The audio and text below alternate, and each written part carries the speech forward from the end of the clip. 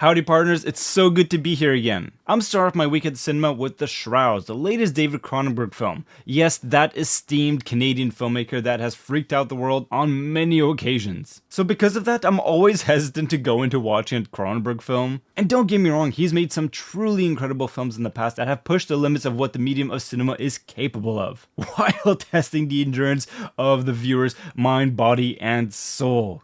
Good God. I vividly remember watching Dead Ringers and struggling my life to finish that film. God, was that a daunting experience. Not saying it's a bad film, but oh my god. So because of that, his remake of Crimes of the Future was a hard pass for me. No thank you, I do not need that in my life. Yeah, this is a man that kind of set the standard of what body horror films are like. However, on the flip side, some of his films I consider to be all-time classics and some of my personal favorites. The Fly is peak 80s material, and while we're in the 80s, Videodrome as well as wrong and disturbing as that film was quite fantastic. I also really appreciate his works in the 90s such as Existence, Naked Lunch, which were wild and deranged but super inspiring, and I have yet to see Crash, a film that many consider to be among his best, if not his best.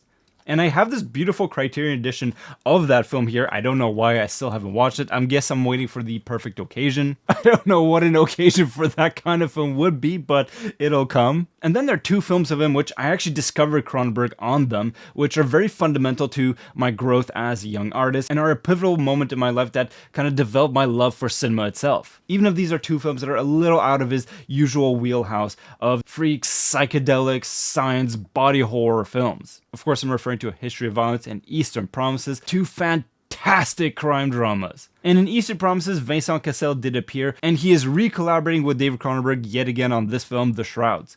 And my word, is he not the spitting image of Cronenberg himself in this film. I mean, look at the two. So for a brief synopsis of the film, Karsh is mourning the loss of his wife, a traumatic event without a doubt, and him being this genius entrepreneur, he has this very high-class, high-tech, grave business that he's developed over here, where you have the ability to observe the rotting corpse of your beloved, captured in high definition in 8K actually, where you literally have a 360 view on that corpse, where you can zoom in on the nitty-gritty details. Is this a morally gray area? You bet! I mean, what were you expecting? This is a David Cronenberg film, and all things considered, it's pretty tame to some of his past projects. But even so, it's plenty gross and disturbing, don't worry about that.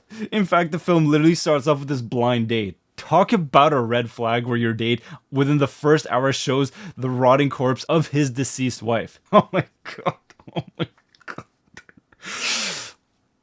To start off with a few compliments on the film, I do think that the film has a very slick and elegant presentation. There's a very perfectionist, almost clinical aspect about every feature of the film's look and style, and this applies to the protagonist as well. His super zen, organized Japanese home, his attire, his pearly white shoes, and even his white Tesla, it all has this frigid perfection about it. And there's something quite satisfying about that visually. So it is rather appropriate that the film starts off literally in the dentist's office. And this might not come as a surprise, this being a David Cronenberg film, but the body horror aspects, visually speaking, are very convincingly crafted. The look of the rotting corpse is gross, believable, and deeply disturbing to look at. But I gotta be honest with you guys, I found this film to be super cringe. It does start off with an interesting mystery over here, but I feel it totally drags on. And the film tackles a whole bunch of different ideas without actually properly concluding any of them. There is this murder mystery detective plotline in the film that starts to uncover this conspiracy, which for a while I was genuinely invested in. And I gotta say, I was not expecting this film to be quite so conspiratorial, from a medical, political, and even a marital point of view. Conceptually, I think there's a very interesting idea over here, but I was deeply unsatisfied by the end. It feels like there's so many loose threads that are just left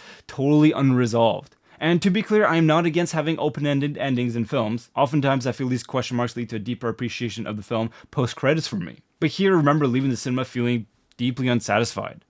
There's even a whole thing with AI in this film which was genuinely uncanny, and once again, it does have the seed of a really thought-provoking idea at its core. But unfortunately, it as well totally falls off a cliff and remains completely unaddressed after one point in the film. But I think the Achilles heel of this film is the dialogue, which is a real shame because we have a great cast over here, and they do a serviceable job, all things considered, I guess. We got Vincent Cassel, Diane Kruger, and we even have Guy Pearce, who's hot off the heels of an Oscar nomination, and it is interesting to see see him play this introverted tech guru hacker guy. But I felt that so much of the dialogue delivery felt so wooden, and honestly I found myself wincing on a few occasions in the film. Though I must say The Shroud earns a gold medal for the most bone-breakingly cringe-inducing sex scene I've seen on screen in quite a while.